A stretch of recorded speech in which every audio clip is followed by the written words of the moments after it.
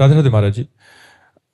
महाराज जी, इनके परिवार में एक थोड़ा सा कसम को लेके एक वो है कि इनके बेटे ने एक लड़की पसंद किया तो दोनों तरफ से सहमति भी हो गई, तो इनके बेटे ने कसम खा ली कि शादी करूंगा तो इसी से करूंगा, नहीं तो नहीं करूंगा, कुंवारा रहूंगा। फिर महाराज जी, फिर बाद में पता चला कि लड़की कहीं और भी आसक्त है, तो फिर महाराज जी दोनों का रिश्ता टूट गया। अभी महाराज जी वो कसम बीच में आ रही है कहीं और जाने में। अरे भीष्म प्रतिज्ञा थोड़ी यार, छोड़ो यार, छोड़ जाओ यही वृंदावन में कसम छोड़ जाओ, कसम को वृंदावन में छोड़ दो। ऐसे बच्चों वाली बातें हैं ये कोई धैर्य पूर्वक बात नहीं, ये धर्म पूर्वक नहीं। ऐसे कैसे, जहां भगवान ने विधान बनाया वही हमारा ब्याह होगा ना। हम कसम कैसे खा सकते हैं? हम तो ये कह सकते हैं कि यदि हमारी आपकी मित्रता है, भगवान ने रचा होगा तो हमारा आपका ब्याह हो जाएगा, अगर भगवान ने नहीं रचा तो टूट जाएगा।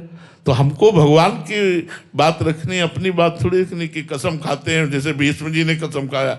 भीष्म प्रतिज्ञा थोड़ी है कि फिर कुंवारे रह करके आजीवन पितामह भीष्म की तरह हमारा जीवन पवित्र हो। अगर ऐसा हो तो बताओ खड़े होकर के कि भीष्म की तरह तुम बाल ब्रह्मचारी रह सको तो फिर धन्य है, तुम्हारा साथ हम देंगे, वहां तुम्हें पहुंचा देंगे, रहो ब्रह्मचारी, आओ घर में रह करके तुम्हें पहुंचा देंगे। लेकिन कसम जैसे निर्वाह करना चाहते तो फिर वैसे ही चलो, तो घर में रहकर ब्रह्मचारी रहकर तुम्हें महात्मा बना देंगे, घर में रहकर तुम भगवान की प्राप्ति कर सकते हो। लेकिन नहीं बच्चा यार, ये सब बातें इनमें दम नहीं है।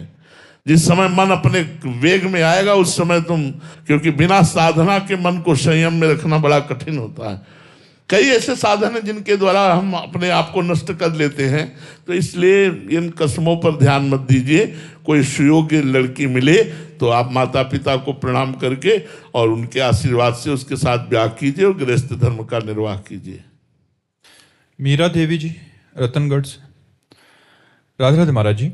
महाराज जी, जीवन में लालसा खत्म क्यों नहीं हो रही? पहले अच्छे जीवन साथी की, फिर अच्छे सास ससुर, फिर बेटे की, फिर बेटे के अच्छे संस्कार, फिर बहू, फिर पोता, फिर महाराज जी पोते की शादी हो जाए तो शांति से मर सकूं। तो महाराज जी ये कब? पोते की शादी हो जाने से शांति से मरा जा सकता है? नहीं यार, ऐसा नहीं। शांति से तो तब मरा जा सकता है जब पोते की आसक्ति मिट जाए और भगवान में प्रेम हो जाए, तब शांति से मरा जा सकता है। ये लालसाएं कभी पूर्ण नहीं होगी, कभी पूर्ण नहीं होगी। देखो, भरत जी ने राज्य त्यागा, पुत्र परिवार त्यागा, गंडकी नदी के किनारे भजन कर रहे हैं, लेकिन हिरण के बच्चे में आसक्ति हो गई तो अगला जन्म हिरण का हुआ। अगले जन्म का हेतु ये आसक्ति है। आसक्ति को जितनी जल्दी मिटा सको तो लालसाएं मिट जाएंगी।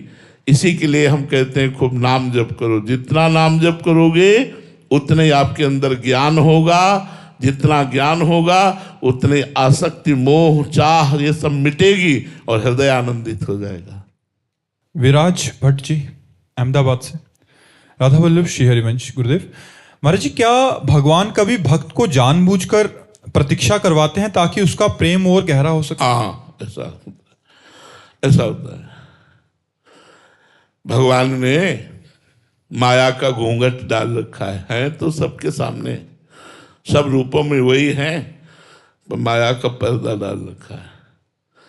ये जो माया का पर्दा डालकर मेरा प्रभु छुपा हुआ है, उसका एक ही कारण है, विरह। इतना हमें तड़पन हो जाए कि मैं सब कुछ भूल जाऊं और रोऊं उसके लिए, तो ये पर्दा हटाया तो जित देखूं तित श्याममयी है। जिधर देखो उधर श्याम सुंदर खड़े, जिधर देखो उधर भगवान विराजमान है। सिय राम में सब जग जानी, करो प्रणाम जोरी जुग पानी। सब भगवान विराजमान है, पर वो माया का पर्दा है। वो इसलिए है कि मैं विकल हो जाऊं। विकल क्यों हो जाऊं? क्योंकि और कुछ याद ना रहे, केवल भगवान की अनन्य स्मृति हमारे अंदर रह जाए, इसलिए भगवान माया का पर्दा लगा कर बैठे हैं।